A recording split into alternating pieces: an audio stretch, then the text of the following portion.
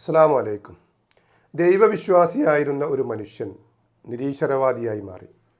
നിരീശ്വരവാദത്തിലേക്ക് മാറുവാൻ അദ്ദേഹം ഒരു കാരണം പറയുന്നുണ്ട്. ആദ്യം അദ്ദേഹം പറയുന്ന കാരണങ്ങൾ എന്താണ് എന്ന് നമുക്ക് പരിശോധിക്കാം. ആളുകളോട് ഈ ചോദ്യം ചോദിച്ചിട്ടുണ്ട്. കഴിഞ്ഞ 18 വർഷത്തിലധികമായി എന്നോടൊപ്പം ജീവിക്കുന്ന ഒരു ചോദ്യമുണ്ട്. ഞാൻ ഒരുപാട് ആളുകളോട് ഈ ചോദ്യം ചോദിച്ചിട്ടുണ്ട്. പക്ഷേ ആർക്കും ഒരു ഉത്തരവും എനിക്ക് പറഞ്ഞു തരാൻ കഴിഞ്ഞിട്ടില്ല. ഉത്തരം പറഞ്ഞു തരാൻ കഴിഞ്ഞില്ലെന്ന് മാത്രമല്ല, ഈ ചോദ്യം ഞാൻ ചോദിച്ചിട്ടുള്ളതിൽ നല്ലൊരു ശതമാനം ആളുകളും അവിശ്വാസികളായി മാറിയിട്ടുണ്ട്. അപ്പം അദ്ദേഹം പറയുന്നത് കഴിഞ്ഞ 18 വർഷത്തോളമായി നിരന്തരമായിട്ട് ദൈവവിശ്വാസികളോട് അദ്ദേഹം ഒരു ചോദ്യം ചോദിക്കുന്നുണ്ട്. അദ്ദേഹത്തിൻ്റെ മനസ്സിലെ ഒരു സംശയം അദ്ദേഹം ദൈവവിശ്വാസികളോട് ചോദിക്കുന്നുണ്ട്. പക്ഷേ ഒരൊറ്റ മനുഷ്യനും അതിന് കൃത്യമായ മറുപടി പറയാൻ കഴിഞ്ഞില്ല. അദ്ദേഹത്തിന് കൃത്യമായ മറുപടി കൊടുക്കാൻ സാധിച്ചില്ല എന്നാണ് അദ്ദേഹം ഈ വീഡിയോയിലൂടെ പറയുന്നത്. 2 വീഡിയോകളിലായിട്ട് അദ്ദേഹം ഈ ഒരു വിഷയം സംസാരിക്കുന്നുണ്ട്. അദ്ദേഹത്തിൻ്റെ ഏറ്റവും പ്രധാനപ്പെട്ട ആ ചോദ്യം എന്താണ് എന്ന് നമുക്ക് പരിശോധിക്കാം. ഒരു കൊച്ചുകുട്ടിയെ എങ്ങനെയാണ് ഒരു വ്യക്തിക്ക് ലൈംഗികമായിട്ട് പീഡിപ്പിക്കാനും കൊല്ലാനും സാധിക്കുന്നത്? അന്നും ഇന്നും ഞാൻ കരുതുന്നത് ഒരു മനുഷ്യന് ചെയ്യാൻ സാധിക്കുന്ന ഏറ്റവും മോശമായിട്ടുള്ള, ഏറ്റവും ക്രൂരമായിട്ടുള്ള ഒരു പ്രവൃത്തി കുട്ടികളെ ലൈംഗികമായിട്ട് പീഡിപ്പിക്കുന്നതാണ്. ഒരു വിശ്വാസിയായ എൻ്റെ മനസ്സിലുണ്ടായിരുന്ന പ്രധാനപ്പെട്ട ചോദ്യം, എന്തുകൊണ്ടാണ് ദൈവം ഈ കാര്യങ്ങളൊന്നും തടയാത്തതെന്നായിരുന്നു. അപ്പോൾ അദ്ദേഹത്തിൻ്റെ ചോദ്യം എന്താണ് എന്ന് നമ്മൾ കേട്ടു. നിരപരാധികളായ കുട്ടികൾ പീഡിപ്പിക്കപ്പെടുന്നു. അതുപോലെ തന്നെ നിരപരാധികളായ മനുഷ്യർ ധാരാളം പീഡനങ്ങൾ ഏറ്റുവാങ്ങുന്നുണ്ട് ഈ ലോകത്ത്. ദൈവം ഇത് കണ്ടിട്ടും, അല്ലെങ്കിൽ അള്ളാഹു ഇത് കണ്ടിട്ടും എന്തുകൊണ്ടാണ് കുറ്റവാളികളായ ആളുകളെ ഇതിൽ നിന്ന് തടയാൻ ശ്രമിക്കാത്തത് എന്നാണ് അദ്ദേഹം ചോദിക്കുന്ന ഏറ്റവും പ്രധാനപ്പെട്ട ഒരു ചോദ്യം. അദ്ദേഹത്തിൻ്റെ ഈ ചോദ്യത്തോട് ആദ്യമായി പറയാനുള്ളത്, മതങ്ങളെക്കുറിച്ചോ മതങ്ങളുടെ ലക്ഷ്യങ്ങളെക്കുറിച്ചോ അദ്ദേഹം കൃത്യമായിട്ട് മനസ്സിലാക്കിയിട്ടില്ല എന്നാണ് ഈ ചോദ്യം കേൾക്കുമ്പോൾ നമുക്ക് മനസ്സിലാകുന്നത്. ഈ ഭൂമിയിൽ കുറ്റകൃത്യങ്ങൾ തടയുവാൻ, അല്ലെങ്കിൽ തിന്മകളെ ഇല്ലാതാക്കുവാൻ, നന്മകളെ പ്രോത്സാഹിപ്പിക്കുവാൻ അല്ലാഹു സുബ്ഹാനഹു വ തആല ധാരാളം സംവിധാനങ്ങൾ ഈ ഭൂമിയിൽ ചെയ്തിട്ടുണ്ട് എന്ന് നമുക്ക് കാണാൻ സാധിക്കും. അതിൽ ഒന്നാമത്തേത് മനുഷ്യൻ്റെ ഫിത്രയാണ്. ഫിത്ര എന്ന് പറഞ്ഞാൽ മനുഷ്യൻ്റെ പ്രകൃതം. ശുദ്ധ പ്രകൃതിയിലാണ് മനുഷ്യനെ സൃഷ്ടിച്ചത് എന്ന് ഇസ്ലാം പഠിപ്പിക്കുന്നുണ്ട്. എല്ലാ മനുഷ്യരും നിഷ്കളങ്കമായ ഒരു പ്രകൃതത്തോടു കൂടിയാണ് ഭൂമിയിലേക്ക് ജനിക്കുന്നത്. പിന്നീട് അവൻ്റെ സാഹചര്യങ്ങൾ, അതുപോലെ തന്നെ അവൻ്റെ ആഗ്രഹങ്ങൾ, അവൻ്റെ താല്പര്യങ്ങളൊക്കെ പലപ്പോഴും അവനെ തെറ്റിലേക്ക് കൊണ്ടുപോവുകയാണ് എന്നാണ് ഇസ്ലാമിക വിശ്വാസം. അപ്പോൾ ഒന്നാമതായി എല്ലാ മനുഷ്യരെയും നല്ല പ്രകൃതിയിൽ സൃഷ്ടിച്ചു എന്നതാണ് കുറ്റകൃത്യങ്ങൾ തടയുവാൻ വേണ്ടി അള്ളാഹു ചെയ്ത ഏറ്റവും പ്രധാനപ്പെട്ട ഒരു കാര്യം. രണ്ടാമത്തേത്, ശുദ്ധപ്രകൃതിയിലാണ് മനുഷ്യൻ ജനിച്ചതെങ്കിലും തിന്മയിലേക്ക് പോവാൻ സാധ്യത കൂടുതലുണ്ട്. അതുകൊണ്ട് തന്നെ ആ മനുഷ്യൻ തിന്മയിലേക്ക് പോകുമ്പോൾ അത് തെറ്റാണ് എന്ന് പറഞ്ഞുകൊണ്ട് അവനെ തിരിച്ചു കൊണ്ടുവരാനുള്ള സംവിധാനം ദൈവം, അല്ലെങ്കിൽ അള്ളാഹു ഈ ഭൂമിയിലൊക്കെ ഒരുക്കിയിട്ടുണ്ട്. അതിൽപ്പെട്ട ഏറ്റവും പ്രധാനപ്പെട്ട ഒന്നാണ് പ്രവാചകന്മാർ. ഓരോ കാലത്തുമുള്ള സമൂഹത്തിന് അവരെ നന്മയിലേക്ക് കൊണ്ടുവരുവാൻ, തിന്മയിൽ നിന്നും അവരെ അകറ്റി നിർത്തുവാനാണ് പ്രവാചകന്മാരെ ദൈവം ഈ ഭൂമിയിലേക്ക് പറഞ്ഞയച്ചത്. ഇസ്ലാമിക വിശ്വാസപ്രകാരം 100,000-ലധികം പ്രവാചകന്മാരെ ഇതിനു വേണ്ടി അല്ലാഹു സുബ്ഹാനഹു വ തആല നിയോഗിച്ചിട്ടുണ്ട്. ഈ പ്രവാചകന്മാർ എന്താണ് മനുഷ്യരെ പഠിപ്പിച്ചത്? നിങ്ങൾ നന്മ ചെയ്യണം, ആളുകളോട് നല്ല രീതിയിൽ പെരുമാറണം, മറ്റുള്ള ആളുകളെ ആക്രമിക്കാൻ പാടില്ല, നിരപരാധികളായ ആളുകളെ ശിക്ഷിക്കാൻ പാടില്ല എന്ന കൃത്യമായ നന്മയുടെ തത്വങ്ങളാണ് ഇവർ മനുഷ്യ സമൂഹത്തോട് പറഞ്ഞത്. അത് ദൈവത്തിൻ്റെ സംവിധാനമാണ്. അതോടൊപ്പം തന്നെ നമ്മൾ മനസ്സിലാക്കേണ്ടത്, ഹൈന്ദവ സഹോദരന്മാർ, ഇത് ഇസ്ലാമിക വിശ്വാസമാണ് പറഞ്ഞതെങ്കിൽ ഹൈന്ദവ സഹോദരന്മാർ അവർ വിശ്വസിക്കുന്നത് എന്താ? ഈ ഭൂമിയിൽ അധർമ്മം വ്യാപിക്കുമ്പോൾ, ധർമ്മമില്ലാതാകുമ്പോൾ ദൈവം തന്നെ, ഈശ്വരൻ തന്നെ സ്വന്തം രൂപം സ്വീകരിച്ചുകൊണ്ട്, അവതാരം സ്വീകരിച്ചുകൊണ്ട് ഈ ഭൂമിയിലേക്ക് വരികയും ദുഷ്ടന്മാരായ ആളുകളെ നിഗ്രഹിക്കുകയും ധർമ്മത്തെ പുനഃസ്ഥാപിക്കുകയും ചെയ്യുമെന്നാണ് ഹൈന്ദവ സഹോദരന്മാർ വിശ്വസിക്കുന്നത്. അപ്പോൾ പ്രവാചകന്മാരും അതുപോലെ തന്നെ ഇത്തരം ആളുകളുമെല്ലാം നന്മയിലേക്ക് മനുഷ്യനെ കൊണ്ടുവരുവാനാണ് അവർ ശ്രമിച്ചത്. ആ ഒരു സംവിധാനം ദൈവം ഇവിടെ ഒരുക്കിയിട്ടുണ്ട്. മൂന്നാമതായി വേദഗ്രന്ഥങ്ങൾ. നമുക്കറിയാം ഖുർആനും ബൈബിളും അതുപോലെയുള്ള വേദഗ്രന്ഥങ്ങളും ഗീതയടക്കമുള്ള മറ്റുള്ള വേദഗ്രന്ഥങ്ങളെല്ലാം എന്താണ് മനുഷ്യരെ പഠിപ്പിക്കുന്നത്?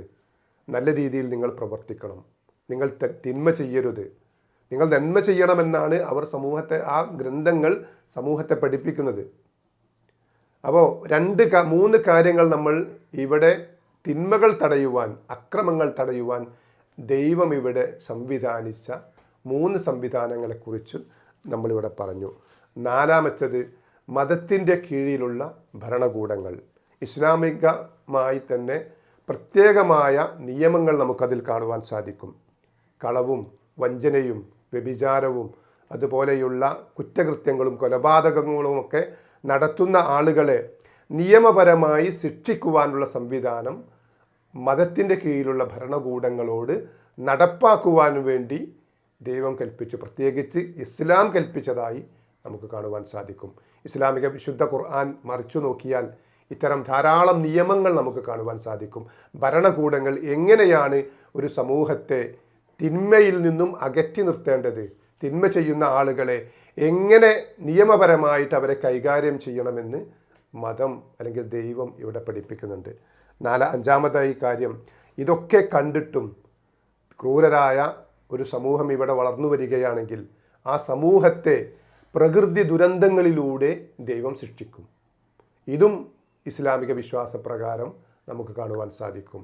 ഒരു സമൂഹം ധാരാളമായി നിരന്തരമായി അക്രമം ചെയ്യുന്നു, പാവപ്പെട്ട ആളുകളെ അല്ലെങ്കിൽ നിരപരാധികളായ ആളുകളെ ശിക്ഷിക്കുമ്പോൾ ആ സമൂഹത്തെ ഒന്നടങ്കം പ്രകൃതി ദുരന്തങ്ങളിലൂടെ നശിപ്പിക്കുന്നത് അത് ദൈവത്തിൻ്റെ പ്രവർത്തനത്തിൽപ്പെട്ടതാണ് എന്നാണ് മതവിശ്വാസികൾ വിശ്വസിക്കുന്നത്.